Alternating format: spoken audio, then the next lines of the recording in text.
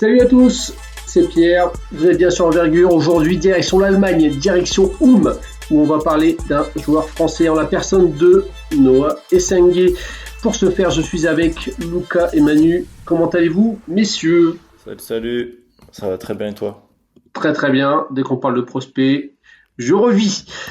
Donc, direction l'Allemagne, Noah Essengue au programme. Lucas, pour la présentation, let's go. Yes, c'est un joueur qui est né à Orléans. Il fait 2,8 m, c'est un 2006. Il est passé 2 ans par l'INSEP et il a fait un ANGT en 2022 avec l'Asvel parce qu'il était licencié là-bas pendant ces années à l'INSEP. Et il a fait ses 2 ans là-bas avant de partir en Allemagne. Une décision qui avait pas fait pas mal jaser ou qu'au final c'est très bien passé. Il a passé l'année dernière à se développer un peu plus avec l'équipe 2, la Orange Academy en troisième division allemande. Il a montré de très bonnes choses à la NJT de Dubaï. C'est vraiment ça qui a fait un avant un après dans sa progression. Et cette année, il a exclusivement évolué avec le groupe professionnel. C'est très bien passé. Je sais que Pierre, tu vas parler après des stats, donc je vais te les laisser. Mais c'est un joueur qui a Ulm, qui a beaucoup de temps, qui a beaucoup de responsabilités, comme on peut le voir en ce moment pendant les playoffs. Il impacte vraiment bien son équipe. Et c'est un joueur qui est en constante progression depuis quelques années. Et voilà. Ouais, donc effectivement, je vais parler des stats de cette année. Il est à 11,5 rebonds, un peu plus d'une passe, quasiment une interception, le tout à 51% au tir, 25% à 3 points et 72 au lancer franc. Dans les stats avancées, il y a un true shooting à 62% et un 20% de rebond défensif ainsi que 20% d'usage. Donc c'est un joueur qui quand même avait son écho, comme tu l'as mentionné Lucas, dans le collectif de Ulm.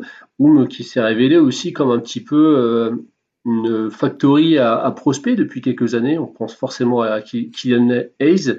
Ça s'est pas très très bien passé, mais il y en a d'autres qui passent par là. Manu, tu nous parles un petit peu du Ratio Pharma Ulm, je crois, le club pour être exact. Exactement. Et du coup, à Ulm, comme Luca a dit, il fait 2 saisons. Cette année encore, il a joué le Bundesliga et l'Eurocup. Donc deux compétitions dans lesquelles il a quand même brillé. Il est assez intéressant dans les deux compétitions, avec notamment beaucoup de minutes et beaucoup de temps en Eurocup. Il a quasiment 30 minutes de temps de jeu en Eurocup, donc c'est vraiment intéressant. C'est un joueur qui a alterné entre titulaire et en sortie de banc. Ça dépend vraiment des situations. En Bundesliga, il a joué 30 matchs en saison régulière, je compte pas les playoffs. 30 matchs pour 11 titularisations. Donc voilà, c'est assez kiff-kiff. C'est un joueur qui est utilisé sur les postes, je vais dire 4-5, même si c'est plus sur le poste 5, mais par séquence, il est accompagné d'un autre big dans des schémas où moi je le trouve comme utilisé assez limité. C'est des pauses d'écran. Il y a un peu de pick and pop. Il est un peu asservi de ballon, quoi. C'est pas l'option numéro 1 ni numéro 2 de son équipe. Donc des fois pour scorer c'est assez compliqué, ou même pour exister globalement dans le jeu c'est assez compliqué. Donc il score beaucoup, je trouve, sur des phases de contre-attaque et de transition, sur des phases de jeu rapide comme ça open court. Donc il prend ce qu'il a à prendre en fait, parce que globalement sur les phases arrêtées il n'est pas beaucoup servi malheureusement. Donc c'est assez compliqué des fois. Donc rôle de, je veux dire, rim runner, même si c'est pas forcément ça. Rim runner, un peu de pick and pop avec le tir à 3 points qui se développe, et utilisé sur les postes intérieurs. Un rôle de col bleu, effectivement. Aussi préciser qu'il y a un autre prospect NBA israélien, Ben Saraf, qui lui a beaucoup plus de munitions, hein, offensivement en tout cas. La question traditionnelle, qu'est-ce qui en fait un prospect NBA? Lucas, je te donne la main. Ce qui fait en fait un prospect NBA, c'est sa polyvalence défensive. C'est un joueur qui a un corps extrêmement intéressant, qui est capable de défendre de manière effective sur les porteurs de balles et sur les joueurs qui sont plus petits que lui. C'est un joueur qui apporte énormément au rebond, et c'est un joueur qui montre de plus en plus de production offensive, qui est capable de mettre à 3 points, même si c'est encore très irrégulier. On l'a vu, il y a des passages où il va faire de très bons matchs derrière la ligne. Il y a des passages, des matchs où ça va être beaucoup plus compliqué. Mais ce qui en fait pour moi un prospect NBA, c'est clairement sa polyvalence défensive et sa capacité à défendre sur des joueurs plus petits que lui, malgré sa taille, donc ce qui est forcément un problème pour des porteurs de balles. Quand un joueur de 2,11 m avec une envergure de cette taille-là est capable de te suivre défensivement. Donc ouais, ce qui en fait un prospect NBA, pour moi, c'est clairement ça. Manu, même question. Et écoutez ce qu'a dit Lucas parce que c'était ça. Enfin voilà, j'ai pas de. C'est de par ce qu'on a pu voir par le passé cette saison. Moi, je vois pas autre chose que cette polyvalence défensive dans laquelle il excelle en fait. C'est pour moi aussi c'est ça son ticket d'entrée au NBA. Donc là-dessus, je sèche un peu. Désolé. Si, je vais donner un autre ticket d'entrée pour Manu, comme ça on en a deux, on en a deux. Mais pour moi, Allez. son ticket d'entrée, c'est aussi son état d'esprit. C'est que même quand il était beaucoup plus frêle physiquement, c'était un joueur qui se battait au rebond, qui était vraiment dans l'envie, dans l'envie de gagner. À la NJT Dubaï, il a vraiment step up parce qu'il a senti que son rôle était plus important. Donc c'est un joueur qui a joué à un niveau qui était pour moi à ce moment-là au-dessus de ce qu'il pouvait faire. Mais au moment où on lui a donné les clés de l'équipe et on lui a dit bah on compte sur toi pour gagner, c'est à ce moment-là qu'il a vraiment performé. Et je trouve qu'on le voit sur les playoffs, au moment où c'est important, il est plus du genre à performer que à disparaître. Donc ça, pour moi, ça peut être considéré comme un ticket d'entrée, cet état d'esprit-là qui peut faire la différence par rapport à des joueurs d'autres profils qui ont énormément de progrès à faire, mais qui n'ont pas forcément cet esprit-là. Donc je pense que c'est aussi ce qu'on peut qualifier de deuxième Golden Ticket. C'est vrai, j'ai un autre exemple moi là-dessus où je l'avais vu on va dire la saison passée quand il avait joué à Bourg contre Rizaché en Eurocup. C'était les quarts de finale, je crois, quelque chose comme ça. C'était le match retour ou fin de saison d'Eurocup, je sais plus. Mais il avait joué moins de 10 minutes. Et effectivement, en fait, il s'est battu sur les moindres secondes sur lesquelles il était sur le parquet. Il s'est battu comme un fou pour justement prendre ses rebonds là, des deux côtés du terrain. Il a vraiment été impressionnant. Donc là-dessus, je rejoins Lucas sur cet état d'esprit, ce mindset de combativité. Il est presque à 2 rebonds offensifs de moyenne. Ça illustre quand même pas mal cet état d'esprit-là de hustle, comme dirait Alan. Est-ce qu'il n'y a pas aussi quelque chose d'un petit peu étonnant quand on regarde jouer, c'est à quel point il est quand même physiquement, c'est un 2006, fin 2006, décembre 2006, si je dis pas de bêtises, à quel point pour un gars de 2,8 finalement, il reste très coordonné, quoi. Enfin déjà très coordonné. Ça, au niveau de la motricité, moi c'est peut-être la chose qui m'étonne le plus quand on le voit évoluer au premier abord. Je ne sais pas ce que vous en pensez, mais je pense que ça peut être une vraie qualité qui peut l'aider pour la suite. J'aimerais avoir votre avis sur ça. C'est clairement ce qui lui permet d'être aussi polyvalent défensivement, c'est que son moteur est vraiment au-dessus du lot. Et si je me trompe pas, il a fait plusieurs sports avant. C'est ça qui lui a amené cette mobilité-là. Je crois qu'il est passé par le judo, etc. Donc c'est vraiment quelque chose qu'on retrouve, par exemple chez Béranger qui a fait d'autres sports avant, ou chez Wemby. Des joueurs qui ont fait d'autres sports avant ont surtout un moteur qui, malgré leur taille, qui est assez impressionnant, qui est vraiment intéressant. Donc ouais, je suis clairement d'accord avec toi à ce sujet-là. Son moteur est impressionnant, il a des qualités athlétiques, il bouge bien, il ne bouge pas comme quelqu'un de sa taille, ce qui est vraiment positif pour l'NBA. Messieurs, on va partir sur les choses à travailler, à peaufiner pour pouvoir exister à l'échelle supérieure en NBA. Manu, on t'écoute. Son corps / gestion du contact. Aujourd'hui, moi, je vois un joueur qui n'arrive pas encore à dominer le contact offensivement ni défensivement, qui se fait bouger quasiment à chaque fois qu'il va au contact, que ce soit au rebond, sur une finition ou sur un contre. Aujourd'hui, pour moi, il tient pas le contact suffisamment pour être impactant en fait au niveau supérieur. Là, ça va. Dans ce monde-là européen, ça va. Il y a des séquences où il arrive à tenir, il n'y a pas de souci. Mais globalement, je le trouve beaucoup trop juste physiquement encore. Il va devoir prendre de la puissance, prendre de la masse pour tenir ses duels, en fait, tout simplement, et être dangereux offensivement, parce que c'est un joueur qui potentiellement peut se lâcher, mais si tu n'arrives pas à terminer au contact, ça peut très vite être compliqué, quoi. Il va falloir uniquement sur du lob ou uniquement sur des phases de transition, ce qu'il fait aujourd'hui très bien. Dans le futur, il y a eu ces flashs de slashing, mais comme il a du mal à finir en fait au contact, ses drives se terminent souvent soit par des tirs ratés, soit par des fautes. Il provoque beaucoup, beaucoup, beaucoup, beaucoup de fautes, d'ailleurs. Mhm. C'est un très bon point, ça. Mais voilà, pour moi, le point majeur à travailler, ce sera ça. Vraiment son physique slash gestion du contact.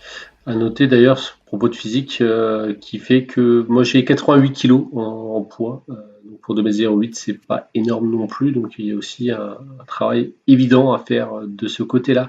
Lucas, on t'écoute sur les points à travailler. Moi, j'ai 90 et je sais que c'est un point sur lequel il travaille quotidiennement. Et oui, clairement, pour moi, c'est rédhibitoire. S'il n'arrive pas à prendre plus de poids, il peut avoir une trajectoire à la Pokuševski où il n'est pas en mesure de jouer et d'évoluer sur le terrain.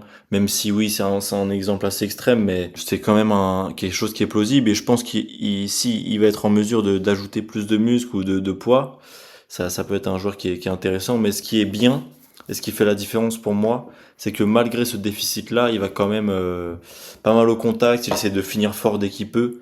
Et ça, pour moi, ça fait vraiment la différence parce que c'est une fois qu'il aura ce physique-là, il sera en mesure de le faire. Il aura pas ces barrières mentales-là où il va continuer à agir comme s'il était encore limité physiquement. Puis on le rappelle, il est très très jeune, hein, c'est un fin d'année 2006.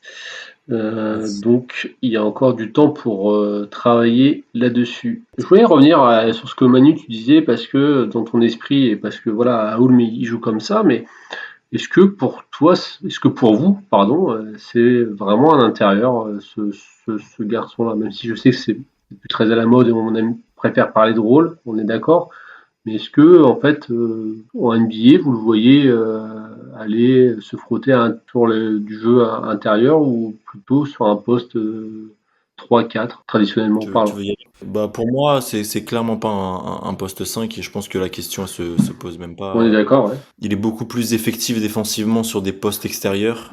Il ne protège pas le cercle. Il a 0,6 de contre cette année. Et ses contres sont seulement sur des joueurs plus petits que lui. Donc c'est un joueur qui défend beaucoup mieux sur des joueurs qui sont plus petits, sur des joueurs qui sont plus grands et plus athlétiques, pas plus athlétiques, mais plus physiques. Et peut-être qu'avec les années, il sera en mesure de défendre sur des intérieurs de manière effective. Mais pour l'instant, il est vraiment beaucoup plus... En fait, ce qui le rend intéressant, c'est sa défense sur les postes extérieurs. Donc de le faire jouer au poste 5, pour moi, c'est vraiment de limiter son profil. Hmm, Et pour moi, c'est un poste 4. ça marche. Manu, passons ça Ouais, je suis sur assez un d'accord. En fait, forward, comme on dit. ouais, je pense que c'est ça. Ce qui limite un peu la pensée, c'est qu'il a toujours joué ses postes intérieurs, en fait, que Hmm. ce soit en équipe de France jeune, où il utilisait pareil 4-5, et là, Ulm, où c'est identique. C'est vraiment ça qui fait que, et peut-être à cause du tir, parce que ouais, Lucas en a parlé, c'est encore trop fluctuant. C'est pas encore quelque chose d'important dans son jeu, même si il dégaine, il n'y a pas de souci, il a pas peur de prendre ses tirs là-dessus. C'est propre, c'est juste que ça rentre pas encore. Je l'imagine vraiment, si le tir arrive comme un 3-4, ce poste 3-4, comme il défend sur les postes extérieurs, arrière, ailier, de base, je pense que défensivement, c'est un 3. Et offensivement, par contre, comme aujourd'hui, il n'y a pas le tir, peut-être plus ouais, comme un 4, quelqu'un qui va couper, qui va faire du rim run, qui va scorer sur des alley-oops, ce genre de choses. Donc moi, je l'imagine comme ça à terme, moi, 3-4. On va passer au fameux shade off, à qui il peut vous faire penser au niveau NBA, ou dans quel profil vous l'imaginez à terme. Dites-nous tout. Honnêtement, c'est compliqué parce qu'il a un physique tellement atypique qu'il n'y a pas de. Moi, je vois pas de joueur qui lui ressemble en fait. Vraiment physiquement, je parle. Et dans le rôle de wing défensif comme ça, qui est encore assez raw offensivement. euh, Pareil, j'ai pas forcément de nom. Un peu. Il était un peu meilleur offensivement, mais il avait ce rôle-là aux Lakers. Peut-être Cam Reddish. Ce joueur qui défendait aux Lakers, c'était ça. Il défendait sur les postes extérieurs, voire le meilleur joueur adverse. Et offensivement, il faisait pas grand-chose. Parce qu'il y avait LeBron, parce qu'il y avait AD, parce que le talent général du joueur aussi faisait qu'il était un peu plus effacé. Mais dans le rôle comme ça, je dirais peut-être ça. Parce que, en fait, aujourd'hui, c'est un Vero ND, quoi. Est-ce que demain ce sera un 3&D? Je sais pas. En tout cas, c'est aujourd'hui et demain ce sera un wing stopper. Ce sera le mec qui va être utilisé un peu comme Jalen Williams ou Ludor et qui va défendre sur le meilleur joueur. C'est compliqué de trouver un shade of aujourd'hui en tout cas. Pour moi, j'irais Jared Vanderbilt sur le côté dunker spot, coupe sans ballon, Je vois. acte physique, rebond. Mais après, pour le futur, j'irais sur du Jaden McDaniels ou Herb Jones, sur des Ouais. mecs qui sont là pour du close-out agressif, de la prise à deux, de vraiment être un bon défenseur de pick and roll. Et puis après, si le tir se développe, pourquoi pas plus. On va passer à la projection sur où est-ce que vous l'avez dans vos boards respectifs et où est-ce que, à quel moment son nom est appelé par Adam Silver en juin prochain. Je crois que je l'ai assez haut quand même. Je l'ai dans le top 15. Ouais, top 15. Ok, Je l'ai dans mon top. Moi, je l'ai pas aussi haut que lui, je l'ai 25e là à l'heure actuelle. ouais. Parce que je le trouve encore beaucoup trop limité en fait, globalement. Je vois ce que peuvent aimer les Américains. L'upside, dans le meilleur des mondes, on a un joueur incroyable. Potentiellement, tu as un joueur incroyable. Mmh. Avec le tir, le slashing, la défense, enfin la polyvalence défensive. Je pense aussi, c'est un peu sous-estimé dans son jeu, mais ça apparaît par flash. Ce côté connecteur. Potentiellement, il y a beaucoup de choses à aimer. Mmh. Mais est-ce qu'il arrivera à atteindre ce niveau-là? Là, j'ai plus de questions. Donc c'est pour ça que je l'ai moins haut. Je vais dire, je sais pas si tout le monde, mais je l'ai moins haut que beaucoup de monde en tout cas. Donc du coup, qui dit projection dit après échelle de croyance. Donc Manu, tu as commencé à y répondre, donc je vais te laisser la main. Tu mettrais quelle note sur un Noah Sengay qui fait carrière en NBA? Aujourd'hui, sans avoir toutes les informations entre les mains, je mets 4. Parce que prioritairement, le physique me fait peur. Et le tir. Parce qu'il fait quand même moins de 70%. Enfin, ses statistiques au lancer franc sont pas ouf. Le manque d'efficacité à 3 points, même si là en playoff tout le monde un peu s'excite, mais sa saison en Bundesliga c'est 24% à 3 points quoi. C'est ça. Et 40 Bah, ça pense. et 67% au lancer franc, donc moi ça me refroidit grandement. Même si, comme Luka l'a dit, il y a des matchs où il fait des bons scores à 3 points, mais globalement 24%, 67%, moi ça me fait peur. Ok. Lucas, on t'écoute. Moi, j'irais 6. 6. Je me vois pas descendre en dessous de 6 en tout cas. Parce que c'est un joueur qui est grand et qui peut défendre sur des postes extérieurs, qui a des assez bonnes mains, qui est capable de passer, qui comprend le jeu. Surtout, on n'en a pas parlé, mais moi je trouve que ses flashs à la passe m'ont vraiment impressionné cette année. Il y a plusieurs actions où il regarde pas du tout, il entame une action et il y a un joueur qui est tout seul à l'opposé, il lâche quand même la balle. Et surtout son progrès physique cette année qui est quand même notable, donc ça veut dire qu'il peut quand même progresser sur cet aspect-là. Le fait qu'il joue dur.